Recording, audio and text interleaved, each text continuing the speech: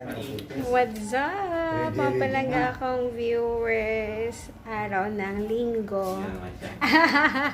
Araw ng linggo. At kung kahapon nga dumating na si Marvin, isang araw lang, isang tulog lang, going home na siya ulit ng Taguig. Kasi nga, back to work na siya tomorrow.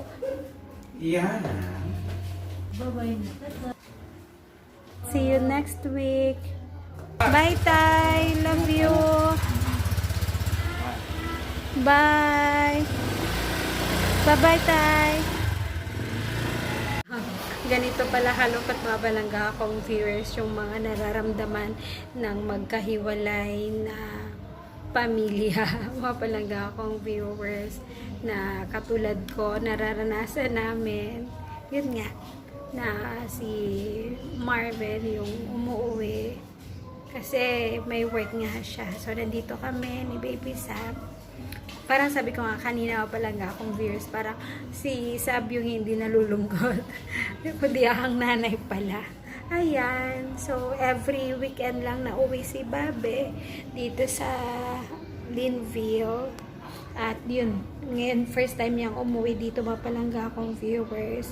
Na dala lang si Blue para mabilis din siyang makabalik ng bahay sa Makati Taguig.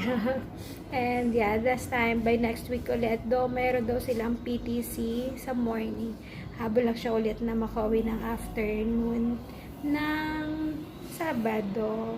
Anything else, at syempre kahapon may dala-dala siya yung mga grocery namin doon na nasa bahay. Sabi ko, ay, para kanino to? Sabi ko, mapalangga akong viewers.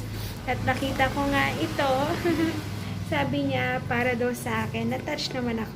Tapos biglang sabi niya ng Happy Teacher's Day. Kahapon. Sabi ko, ang sweet. After a month pa. Mga palangga akong viewers. Kaya sabi ko, parang nakaka-bored na. Pero pag nakikita mo nga naman talaga ang anak mo, mawawala yung nakasanayan mo nung wala ka pang anak. Kasi nandyan nga, very hands-on din talaga ako. Pag padede pa lang, puyat na.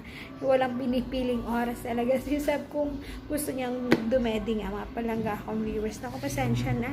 Ang outfit ko talaga ay outfit nanay na.